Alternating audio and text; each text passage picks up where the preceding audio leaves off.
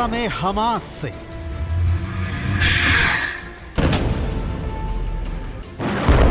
Lebanon में Hezbollah से, Yemen में हूथी विद्रोहियों से,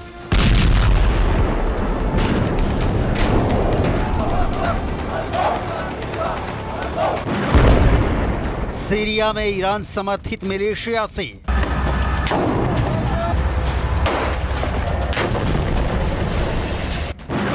इराक में ईरान समर्थित फोर्स से,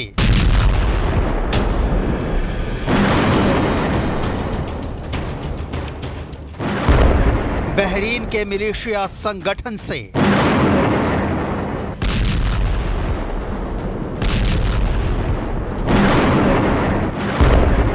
और अब नंबर 7 तुर्की से।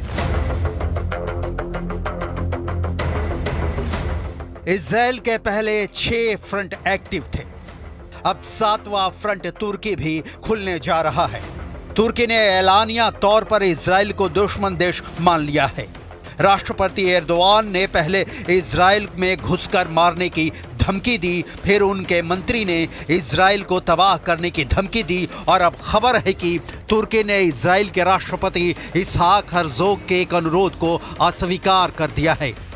इजरायली राष्ट्रपति अजरबैजान की राजधानी बाकू में चल रहे COP29 जलवायु शिखर सम्मेलन में जाने के लिए तुर्की के हवाई क्षेत्र का इस्तेमाल करना चाहते थे, लेकिन तुर्की ने उनके अनुरोध को अस्वीकार कर दिया है।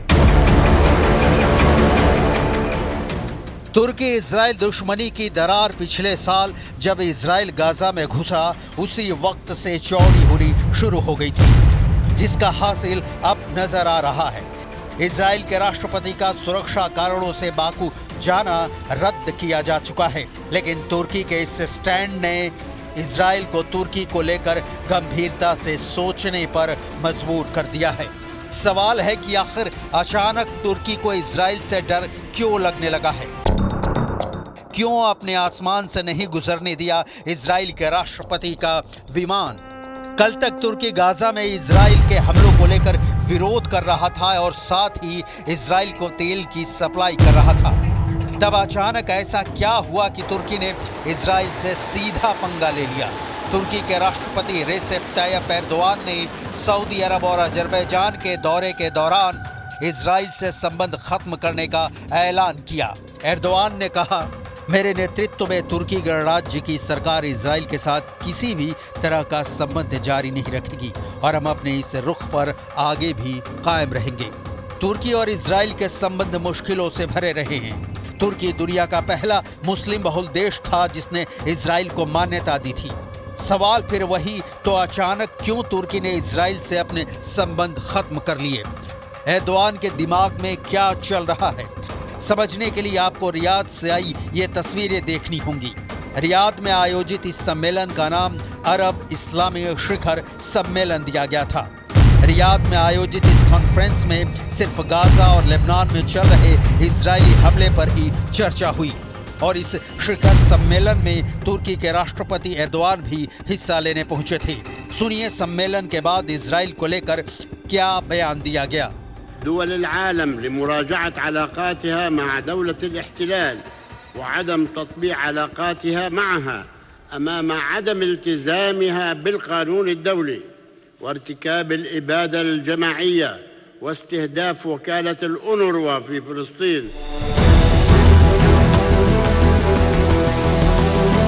अरब इस्लामी शिखर सम्मेलन में सऊदी अरब के क्राउन प्रिंस ने इजराइल के हमलों को नरसंहार करार दिया।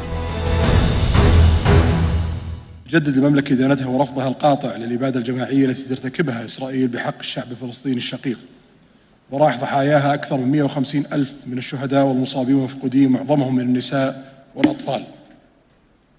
ونؤكد أن استمرار إسرائيل في جرائمها بحق الأبرياء والإمعان في انتهاك قدسية المسجد الأقصى المبارك والانتقاص من الدور المحوري للسلطة الوطنية الفلسطينية على كل الأراضي الفلسطينية من شأنها تقويض جهود الهادفة لحصول الشعب الفلسطيني على حقوقه المشروعة وإحلال السلام في المنطقة.